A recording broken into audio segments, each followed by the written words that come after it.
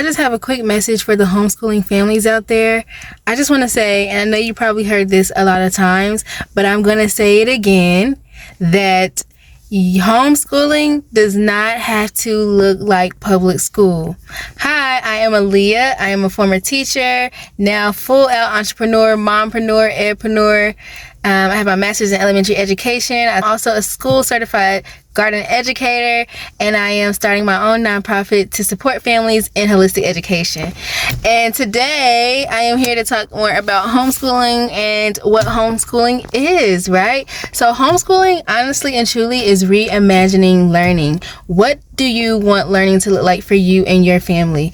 If you are someone who is unsatisfied with the school system, right? Your child isn't learning, your child is not reading, your child is not excelling, they're being bullied, you may have a child who has special needs, they're not getting their needs met, whatever the case may be. We have so many different reasonings for homeschooling. There is no right reason to homeschool, but whatever that reason is, right, you have decided to homeschool, and now you're asking yourself, well, what should I do, right? What should I do? Should I just continue to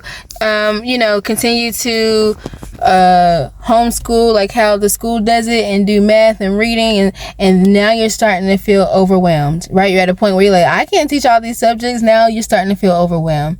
So I am here to share some tips, some encouragement on your homeschooling journey. First, I just want to say stop and pause, because you're already going too far. Homeschooling does not have to look like public school. I'm going to say this again. Homeschooling does not have to look like public school. Think of homeschooling as you being in charge of your own child's learning, their school, and what school looks like. So if you're just like, I don't want my child sitting in a desk for 8 hours, then don't do that on your homeschooling journey, right? Don't sit at home, create a learning space where you're sitting your child down for 8 hours and teaching them subjects, or, making them meet with different teachers, going through different subjects, if that's not what you like. First, you have to sit down and imagine what you want your homeschooling journey to look like. You, as the parent, need to deschool, because we've been through education for 13 years, right? Of our own education, where we feel like the way that we were educated is the right way. What you need to do as a parent is first deschool and realize that you have been through the education system yourself, and that you have a rigid view of what learning looks like. Right? If you don't know anything else but public education, then that is the way that you will think that your child needs to learn. You would think that your child needs to meet all of these standards in this certain grade. You would think that your child needs to learn all of these subjects in one day. And so what you need to do first is deschool as the parent. Deschooling means to relax, right? I'm gonna give you my own version of what deschooling means. It means to detach from the idea of school and what school looked like for you. Right? So that may take some time. That may take a week or 2 weeks, 3 weeks of just deschooling and releasing the ideas of education and learning and what you think learning should be. And that honestly is a healing process. That might take you a year. And that's the beautiful thing about homeschooling, is you don't have to rush, right? Learning shouldn't be rushed. Learning shouldn't be forced. You don't have to rush your homeschooling journey. Allow your kids to grow and grow at their own pace. That is what homeschooling is about. So while you're deschooling, allow your children to deschool as well. That's honestly the first step that I would tell any homeschooling parent they need to do.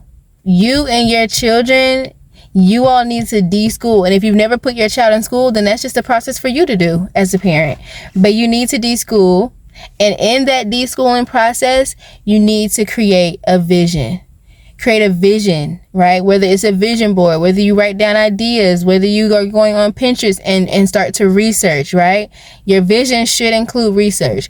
This is where you take some time to understand what you want to do, right? This is your time to go out and maybe look for people and influencers that you like and that you want to follow.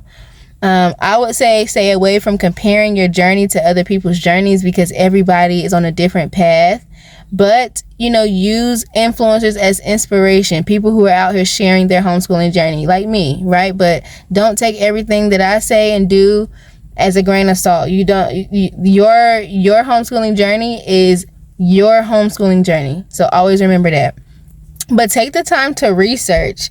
Think about the first thing that I would do, and the first thing that I have done is thought about my schedule and what I can include in my schedule.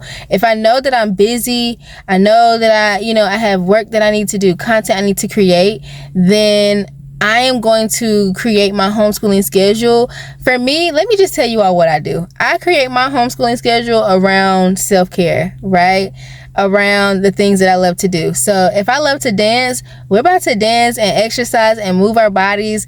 We can start counting, we can go over our letters, we can have conversations, but I do homeschooling around my self-care so that I am feeling good, right? And I've also included gardening as my main tool for learning, because it's a self-care tool for me and it's a learning tool as well. So you need to know yourself as a parent so that you don't get burnt out on your journey trying to be their teacher, right? Yes, you are their teacher. Yes, you are their parent, but it can take a toll on you. You just remember that at the end of the day, you've been doing this. You don't have to transform into this amazing teacher. You are their parent. You are your child's first teacher and the most important teacher. You got this, right? So create your homeschooling schedule around your lifestyle. If you work in the morning, then maybe you will be teaching in the afternoon or setting up learning activities in the afternoon, right? Or maybe, you have the morning that you can do what you want to do in homeschooling. Then, set those activities around the morning. It's about your schedule, literally.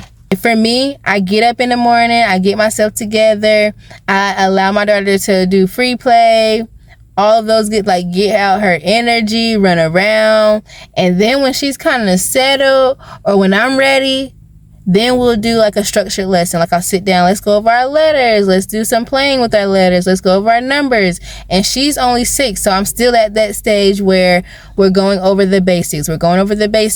But if you're a parent, homeschooling parent, that you're past the basics, this advice can still apply to you. Be school first. Do some research. Figure out your schedule and what you want your homeschooling journey to look like.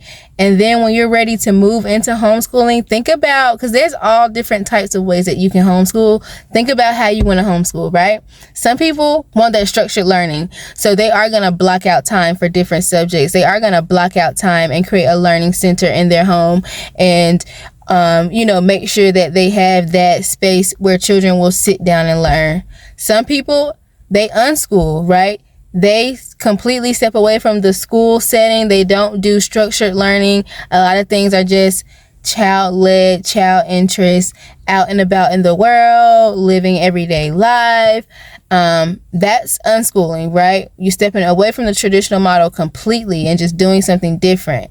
Some people hybrid. They homeschool, but they also put their children in a small school setting, like a micro school. Some people micro school, right? Where they put their student or their child in a smaller setting of a school that focuses on teaching homeschooling families.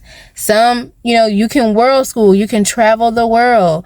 You can, when it comes to your curriculum, you can focus on a specific thing like gardening, like how I do, and then include all of your academics and different things within that. It's about what you want to do, right?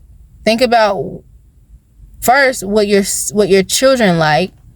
Think about what you can handle, what you can teach, what you know, and then start from there. Teach what you know. Literally, start from there. You're homeschooling. Say you know how to do hair. Say you are great at math. Say you know how to build things. Say you are interested in content creation. Teach your child those skills, right? Because those skills are important too. So teach them those things. Show them those things, right? Start with that. Start with conversation. Start with connecting. You don't have to just jump right into, okay, we about to sit down and I'm about to teach you this.